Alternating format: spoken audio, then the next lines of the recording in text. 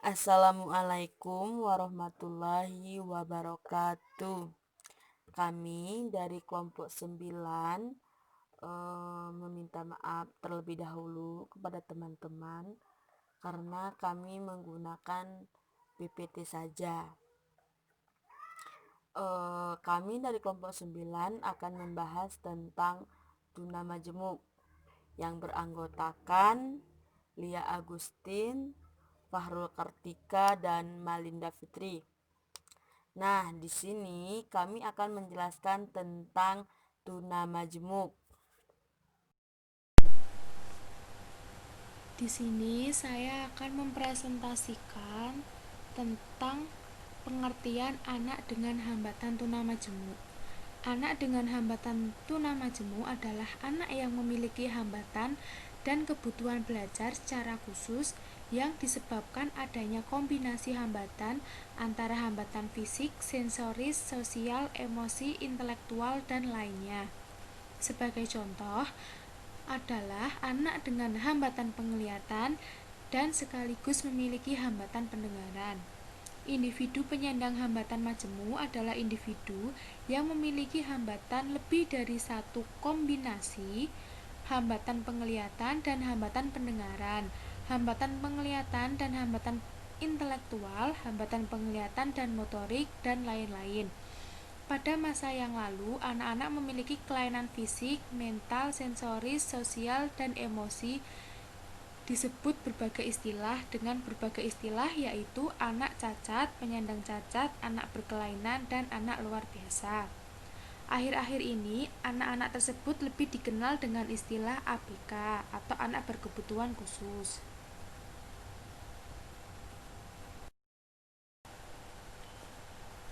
Di samping itu, hambatan majemuk juga dapat terjadi kombinasi hambatan penglihatan ringan dan hambatan penglihatan berat.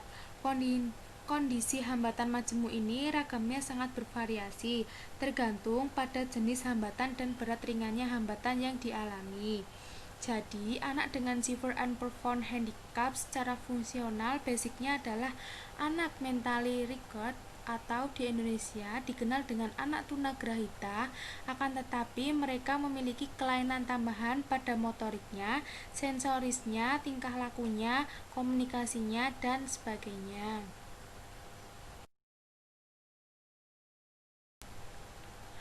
Para profesional secara umum sepakat bahwa pendidik anak severe and profound handicaps memiliki unsur-unsur sebagai berikut. Yang pertama yaitu memiliki kelainan serius dalam kognitifnya, dan setelah itu dengan alat tes inteligensi dan standar mereka memiliki IQ di bawah normal. Yang kedua, memiliki kelainan atau kecacatan tambahan, apakah kelainan fisik dan kelainan sensori seperti penglihatan, pendengaran, dan lain-lain. Yang ketiga, yaitu mereka memerlukan sumber dan penanganan lebih bila dibandingkan dengan kelainan lainnya yang ringan.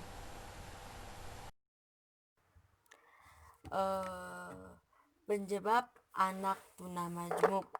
Berbicara masalah penyebab dari terjadinya kelainan majemuk pada seseorang tentunya bermacam-macam.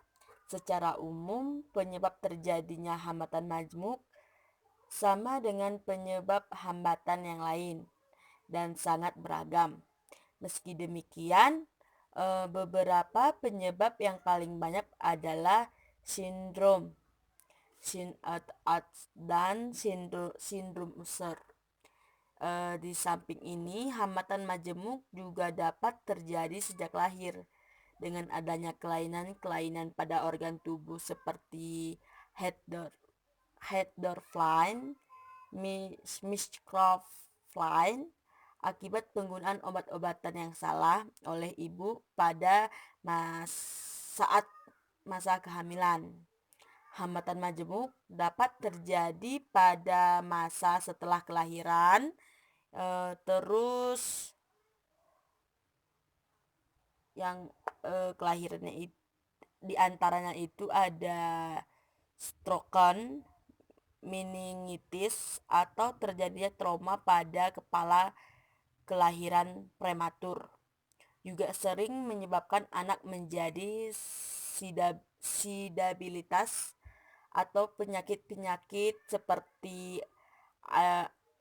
AIDS, rubella, juga dapat menyebabkan terjadinya hambatan majemuk pada anak.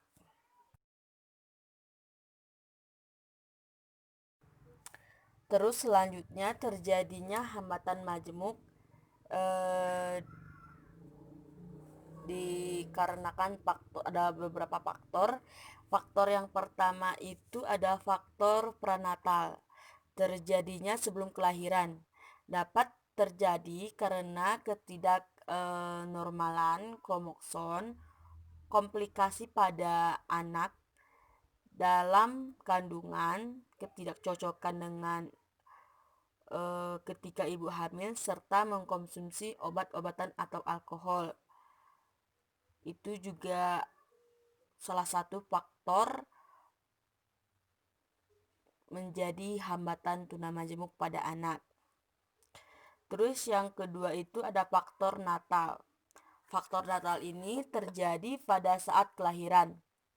Hal ini dapat terjadi karena kelahiran prematur, luka pada saat kelahiran, kekurangan oksigen saat kelahiran, dan lain-lainnya. Nah, itu juga salah satu faktor terjadinya terjadinya hambatan majemuk. Terus selanjutnya ada faktor postnatal, terjadi setelah kelahiran. Contohnya itu seperti kecelakaan kendaraan, luka yang menyebabkan gangguan otak, jatuh, dan mendapatkan pukulan dan siksaan. Terus untuk selanjutnya ada nutrisi yang salah, anak tidak mendapatkan perawatan yang baik, kekurangan gizi, keracunan makanan, penyakit tertentu sehingga berpengaruh pada otak. Di sini saya akan menjelaskan tentang dampak hambatan anak tuna majemuk. Ada 3 area yang dipengaruhi oleh hambatan majemuk. Yang pertama, dampak terhadap komunikasi.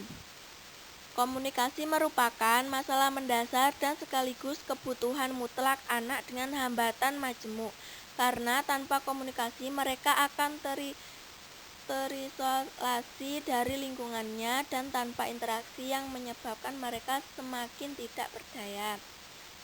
Komunikasi pada dasarnya adalah pertukaran pesan antara 2 orang atau lebih. Komunikasi sebagai proses memindahkan pemikiran, ide, informasi, dan pesan dari seorang kepada yang lainnya. Setiap orang berkomunikasi dalam berbagai macam cara dan dengan alasan yang berbeda. Komunikasi dapat berupa ekspresif maupun reseptif. Adalah suatu proses menerima dan memahami sebuah pesan. Komunikasi dan interaksi pada anak dengan hambatan majemuk bawaan dalam situasi sehari-hari telah digambarkan sebagai percakapan dengan tubuh. Dalam hal ini dapat berupa gerakan tubuh, sentuhan, tekanan otot, gestur alami, dan kemungkinan akan berbeda dari anak ke anak lain.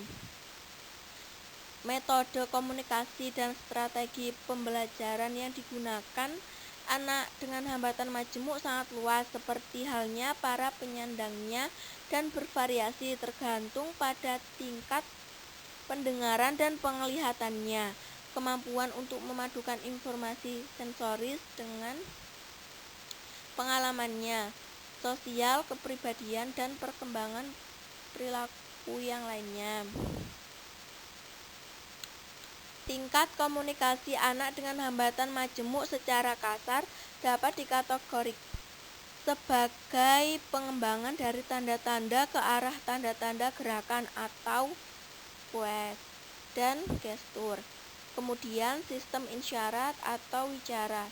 Komunikasi berawal dari tingkatan prasimbolik, yaitu pengiriman pesan tanpa menggunakan simbol atau kata isyarat grafik.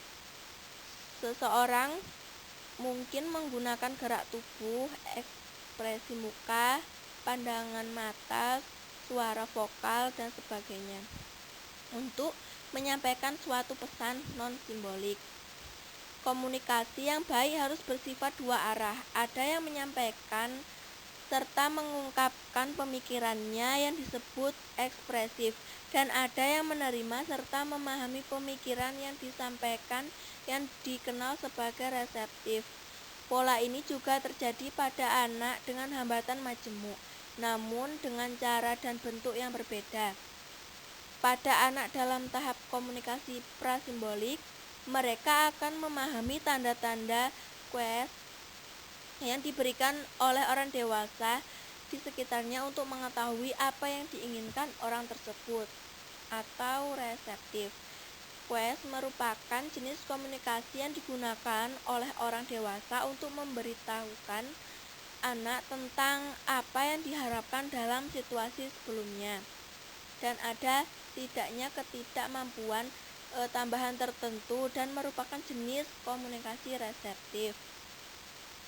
Komunikasi pada anak dengan hambatan majemuk berkembang dari tahapan konkret, semi-konkret, baru kemudian ke abstrak, bermula dari penggunaan benda nyata hingga ketulisan maupun bahasa verbal lainnya. Yang kedua, yaitu tahapan pengembangan konsep. Ada cerita lama yang terkenal yang dapat menerangkan kita tentang tantangan menolong anak dengan hambatan majemuk dalam membangun konsep yang bermakna.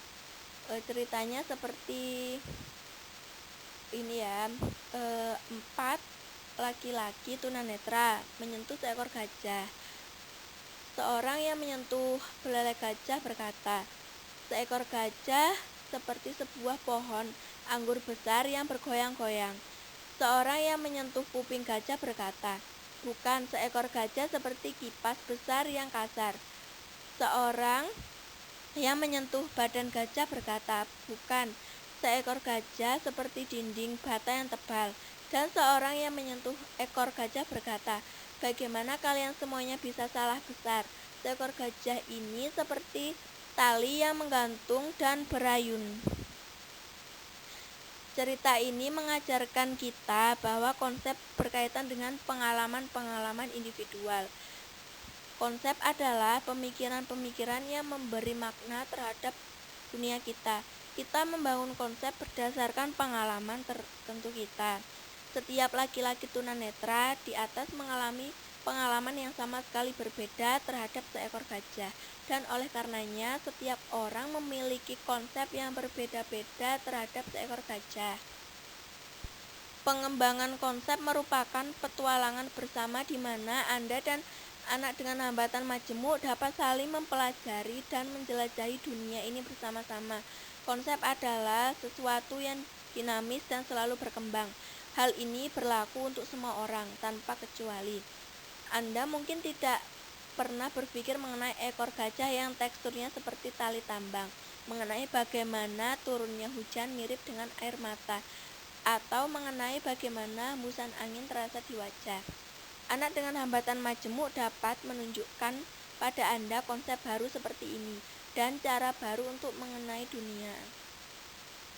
Anda dapat membantunya mengerti bahwa ia dapat menjadi anggota dalam dunia sosial yang menyenangkan.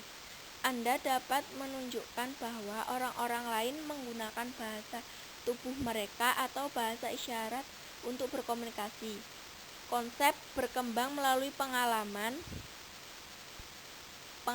bersama. Bersama-sama kita belajar lebih banyak mengenai satu sama lain dan mengenai dunia di sekitar kita. Yang ketiga yaitu dampak terhadap gerak. Hambatan penglihatan itu sendiri tidak mempengaruhi secara langsung terhadap perkembangan dan pertumbuhan fisik yang menyebabkan anak tunanetra mengalami hambatan atau keterlambatan. Perkembangan motorik anak tunanetra pada bulan-bulan awal tidak berbeda dengan anak awas. Tetapi perkembangan selanjutnya, perkembangan motorik anak tunanetra tampak berbeda. Hal ini dipengaruhi oleh kurangnya stimulasi visual, ketidakmampuan menirukan orang lain, dan pengaruh faktor lingkungan. Tidak seperti anak awas, anak dengan hambatan majemuk tidak dapat belajar melakukan gerakan atau aktivitas motorik dengan cara meniru orang lain. Anak-anak awas seringkali belajar melalui meniru dan melihat orang lain yang lebih dewasa di sepanjang hidupnya. Banyak anak dengan hambatan majemuk mengalami keterlambatan pertumbuhan dan perkembangan fisik karena faktor lingkungan. Orang tua sering memberikan perlindungan yang berlebihan dan kurang memberi kesempatan pada anak hambatan majemuk untuk belajar bergerak atau melakukan aktivitas motorik dan menggunakan tubuhnya untuk mengenai lingkungannya. Orang tua sering salah mengerti bahwa kalau tidak melindungi anak dianggap tidak menyayangi anaknya.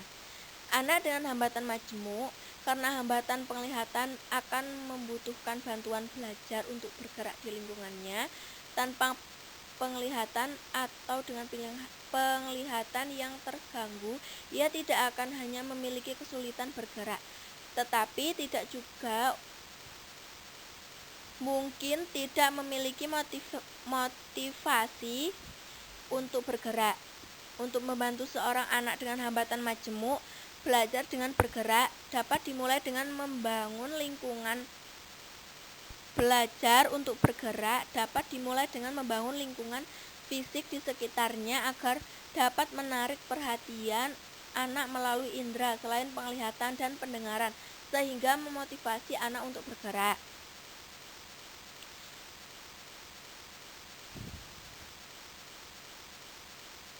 Dengan cara ini, gerakan anak secara alamiah akan berkembang. Para ahli orientasi dan mobilitas dapat membantu orang tua dan guru untuk membangun tempat yang aman dan memotivasi anak dengan hambatan majemuk. Seringkali anak dengan hambatan majemuk juga memiliki masalah fisik dan kesehatan tambahan yang membatasi kemampuan mereka untuk bergerak.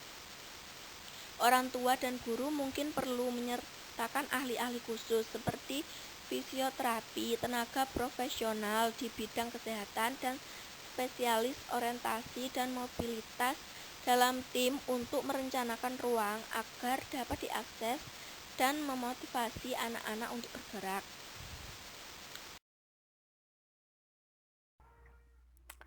Terus selanjutnya karakteristik anak tunamajemuk. Ciri-ciri anak-anak hambatan majemuk ada dibagi dua. Yang pertama itu secara umum dan ada secara khusus. Yang pertama itu ciri-ciri secara umum. Nah, ciri-ciri secara umum itu yang pertama kurang komunikasi atau sama sekali tidak dapat berkomunikasi. Hampir semua anak yang tergolong anak hambatan majemuk memiliki kemampuan yang sangat terbatas dalam mengekspresikan atau mengerti orang lain. Banyak di antara mereka yang tidak dapat berbicara atau apabila ada komunikasi mereka tidak dapat memberikan respon. Ini menyebabkan pelayanan pendidikan atau interaksi sosial menjadi sulit sekali. Anak-anak yang mempunyai hambatan majemuk ini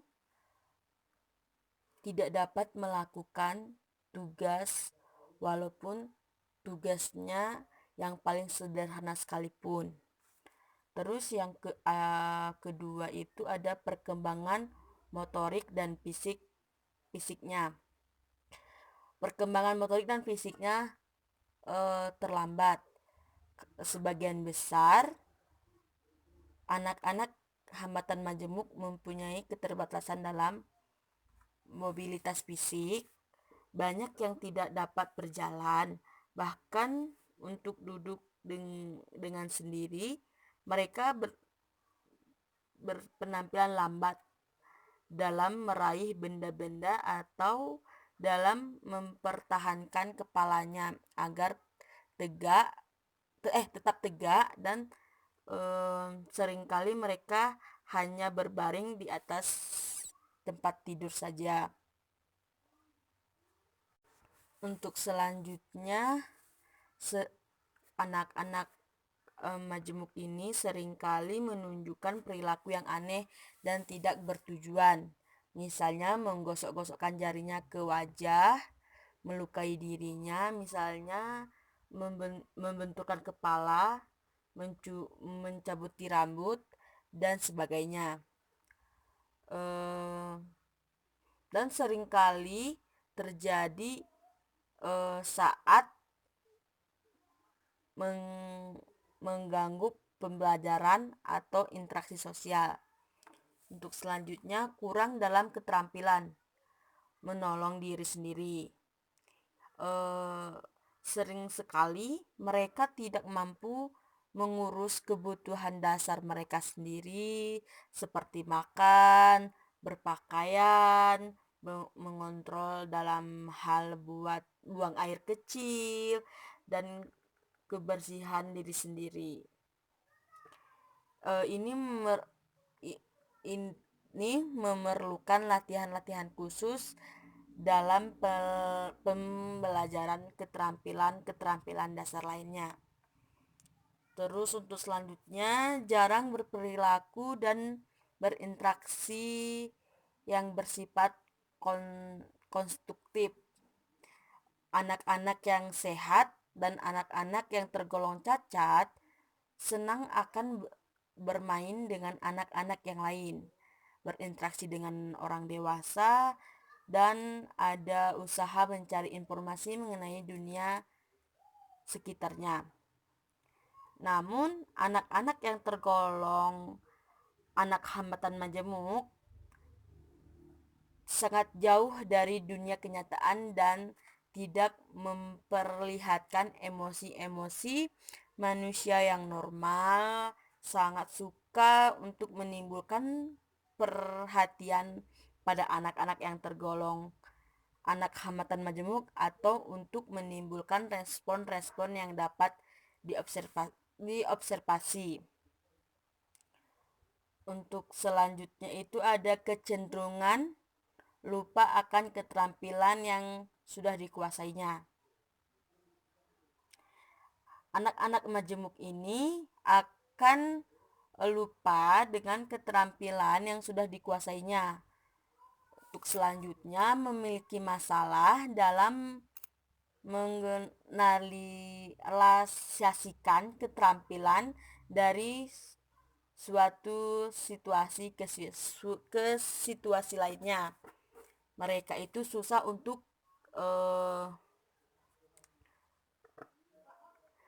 mengenalisasikan keterampilan dari suatu situasi ke situasi lainnya.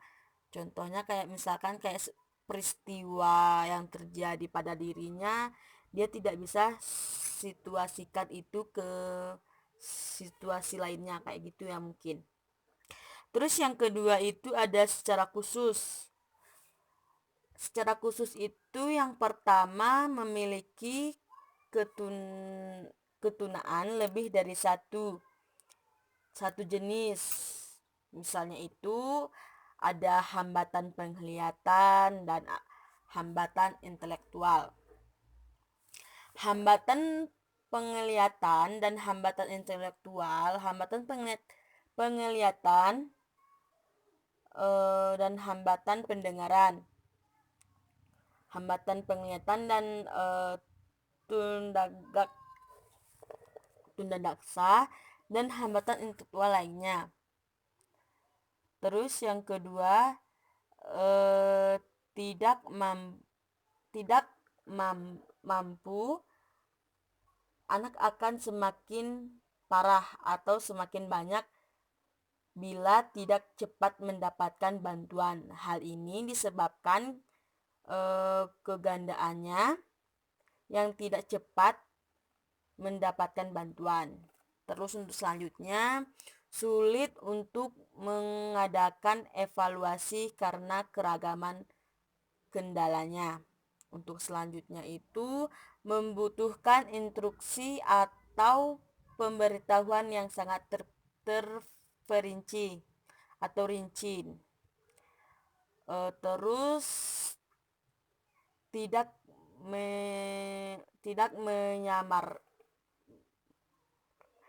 menyertakan pendidikan anak hambatan majemuk yang satu dengan yang lain, walau mempunyai kendala yang sama. Terus yang terakhir itu di balik